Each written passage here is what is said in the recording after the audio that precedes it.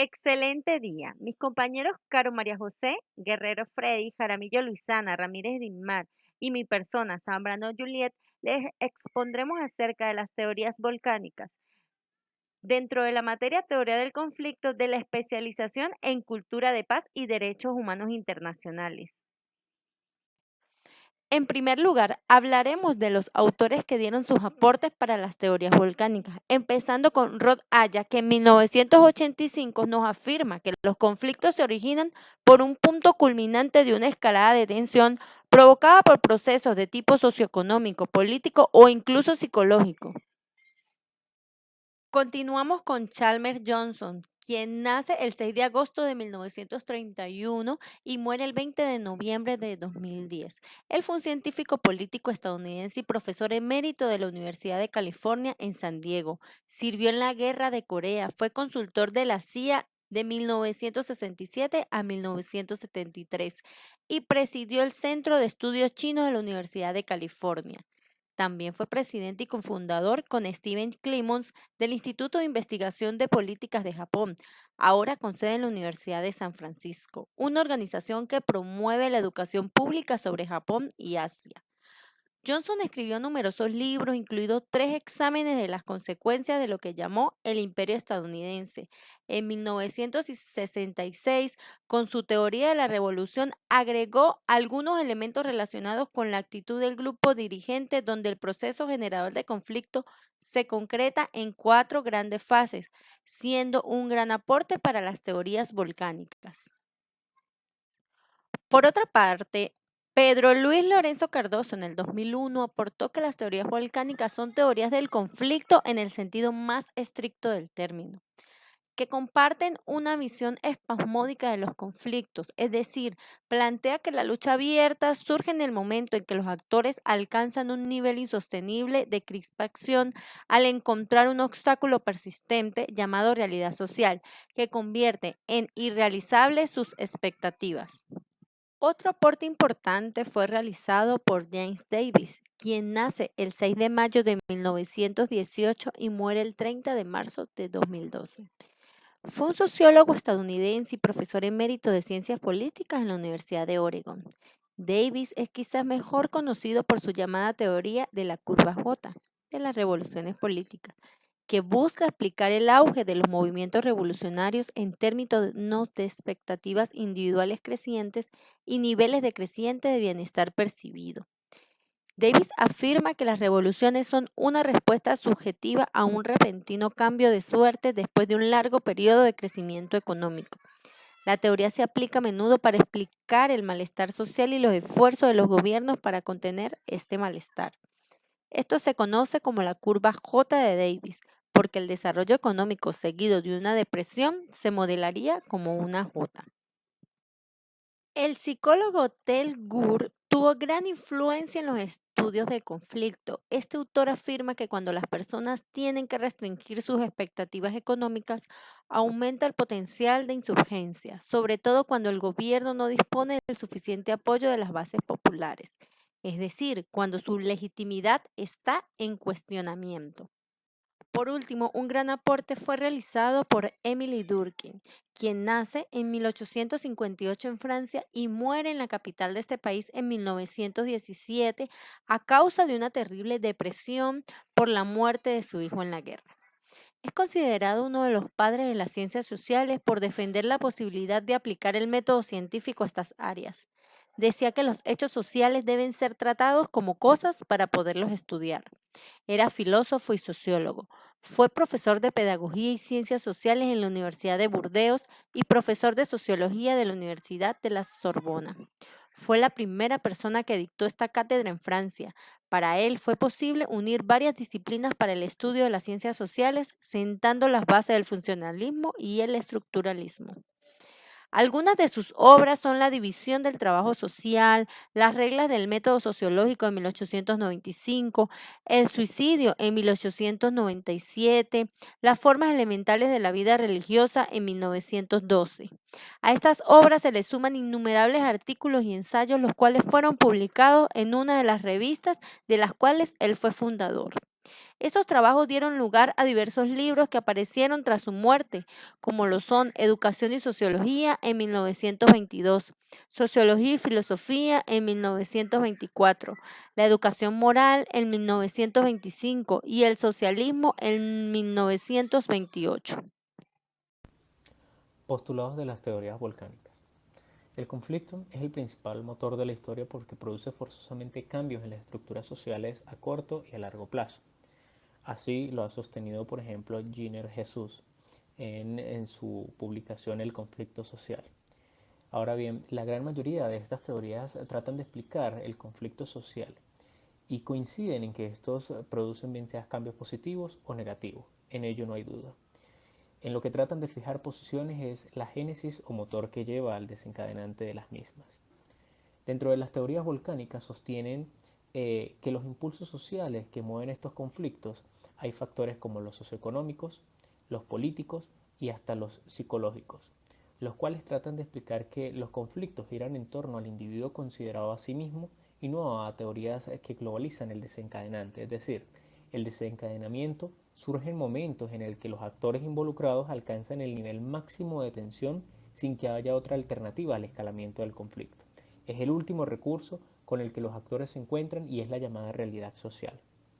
Por eso, en gran medida, es llamada teoría volcánica, porque sencillamente irrumpe o brota o sencillamente es el momento o el punto más álgido que encuentra y por ello se da el estallido. Así las inclinaciones, por ejemplo, psicológicas del conflicto dentro de esta teoría destacan dentro de los motivos la mala percepción de las situaciones y hechos que tratan de o que transcurren a sus alrededores, la falta o mala comunicación y las frustraciones que tienen los líderes que manejan el poder elitista.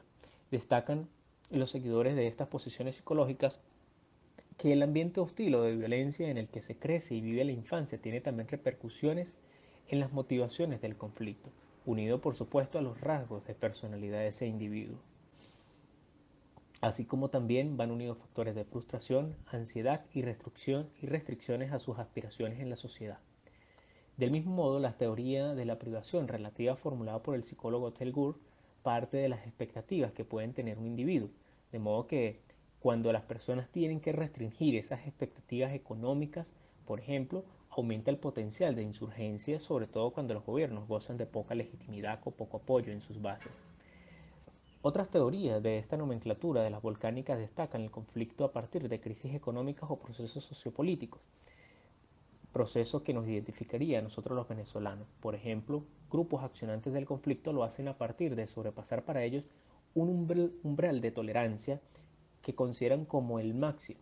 Y es así en caso de escasez, por ejemplo, de alimentos, subida de precios de combustible y otros puntos que tienden a afectar la vida doméstica y por lo tanto se da ese umbral de tolerancia para estas sociedades o para estas personas y por eso llevan a un estallido social. Sociólogos también han sostenido el involucramiento que tiene el manejo de los medios de comunicación y de transmisión, es decir, el control de los medios televisivos en lo que son parte de instrumentos para adoctrinar. La publicidad de la industria bélica apoya los cimientos de grupos que tienen como el fin último, el uso de la violencia. Así lo vemos, por ejemplo, ellos refieren a series, películas o documentales que hacen de alguna manera apología a la violencia. Esta es parte de los postulados que sostienen los seguidores de estas teorías volcánicas. Soy Digmar Ramírez Rodríguez y hoy vamos a hablar acerca de los principales desarrollos de las teorías volcánicas, empezando por explicar por qué a estas teorías del conflicto social se les llaman teorías volcánicas. Podemos decir que una de las explicaciones de fácil comprensión sobre estas teorías se da cuando se presentan situaciones de tensión permanente que luego de la conjunción de varios hechos generan un estallido, como cuando un volcán hace erupción. Pero este estallido se va a generar luego de la acumulación de estas tensiones que ocasiona que un individuo o grupo social explote de forma, en general, violenta, en rechazo a una situación que cree no merecer. haciendo alusión a un volcán.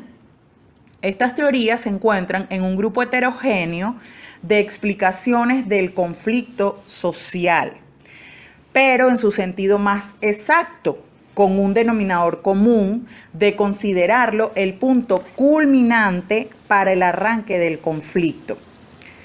Ellos consideran que este arranque o este inicio del conflicto se da luego de una escalada de tensión. Cuando nosotros hablamos de teorías volcánicas, nos referimos a lo que inicia, a lo que detona el inicio de ese conflicto entre los actores involucrados directa o indirectamente. Esta escalada de tensión puede ser provocada por procesos de tipo socioeconómico, político o incluso psicológico muy fuertes. Un ejemplo de esto podría ser lo que sería la polarización social o la polarización política. A diferencia del marxismo o del funcionalismo, estas teorías no pretenden ubicar el conflicto en un marco de explicaciones globalizadas sobre el funcionalismo del sistema social o de sus procesos de cambio. Por el contrario, el protagonista u objeto de estudio en este caso es el individuo, la emocionalidad y sentir de los sujetos. Este grupo de teorías tienen una base marxista. El poder por el poder. Como señalan Fox y Genovés, y cito, la historia cuando trasciende a la crónica, al romance y a la ideología, incluyendo versiones de izquierda. Esto es principalmente el relato de quién domina, a quién y cómo. Asimismo lo señala Lorenzo. Son teorías del conflicto en el sentido más estricto del término. Explica que la lucha abierta se presenta cuando los actores alcanzan un nivel insostenible de inconformidad, molestia o disgusto, cuando se ven enfrentados a la realidad social, al encontrarse con obstáculos que persistentemente convierten en irrealizables sus expectativas. Otra variante de estas teorías relaciona el estallido de los conflictos con ciclos económicos o sociopolíticos, que de alguna manera van empeorando las condiciones de vida de un grupo, hasta que llegan al punto en que supera el umbral de lo tolerable. Como dijo Michelet, el hambre es el terror. Y esto quiso demostrarla Bruce con su estudio sobre las coyunturas económicas prerrevolucionarias. Por ejemplo, el alza continuada de los precios del pan que coincide con una serie de cambios negativos en otras esferas, alcanzando su techo histórico en 1789, y que además condenó al hambre a una parte significativa de los grupos de plebeyos franceses, especialmente a los urbanos. Es allí cuando se presentan las diferencias entre lo que un grupo social espera y cree merecer recibir y lo que realmente obtiene. Esto los ubica en el límite o punto de ignición a partir del cual el grupo considera que su situación es una injusticia intolerable. Es entonces cuando estalla el conflicto. Un ejemplo más cercano, y hablando de nuestro país, de Venezuela, fue lo que se suscitó los días 27 y 28 de febrero del año 1989 con el conocido Caracazo, que luego de una serie de medidas económicas, problemas sociales y financieros que tenían a los venezolanos sometidos o limitados a un poder adquisitivo muy bajo por un paquete económico promulgado por el presidente de la época, que para ese momento era Carlos Andrés Pérez, culminó en un estallido social que colapsó y mantuvo al país sumergido en una ola de violencia, muertes y desapariciones forzadas de personas que salieron a las calles a exigir un cambio. Este conflicto o este escenario que se vivió en Venezuela durante esa época es perfectamente enmarcable dentro de lo que son las teorías volcánicas.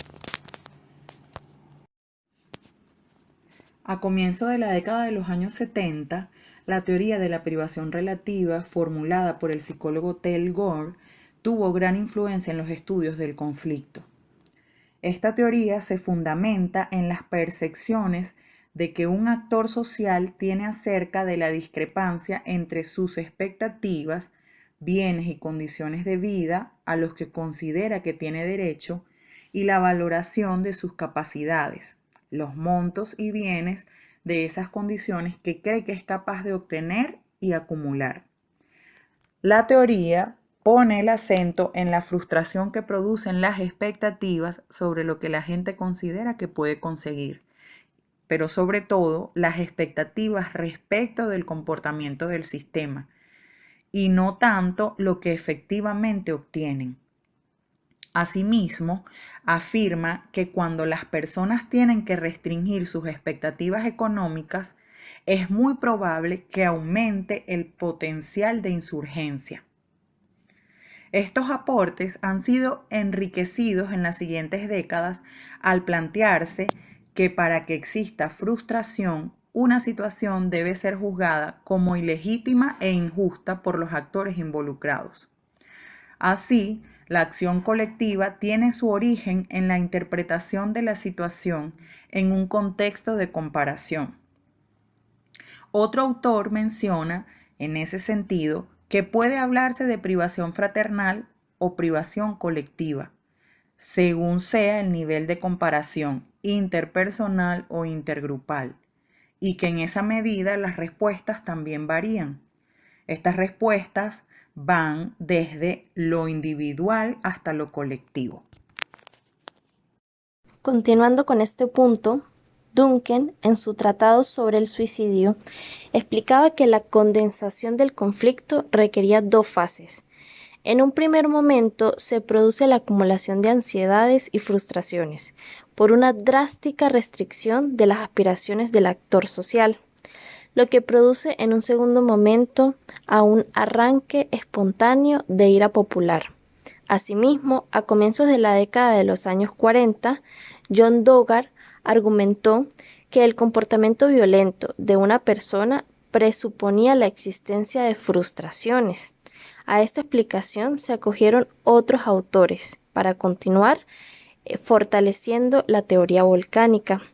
Charles Johnson, con su teoría de la revolución, a la que agregó algunos elementos como la actitud del grupo dirigente.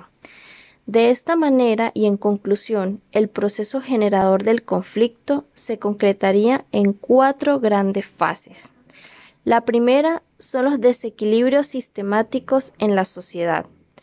La segunda, intransigencia de las élites a la hora de admitir reformas. Ello genera desequilibrios psicológicos personales que conducen al surgimiento de un movimiento subcultural. La tercera es la pérdida de legitimidad de las élites gobernantes. Y la cuarta, un acontecimiento fortuito que desencadena la revuelta.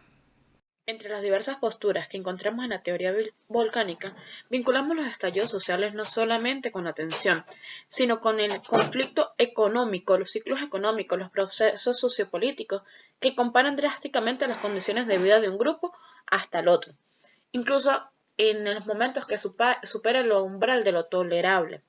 Se parte del hecho que el hambre es un combustible para generar tensión que lleva a los estallidos.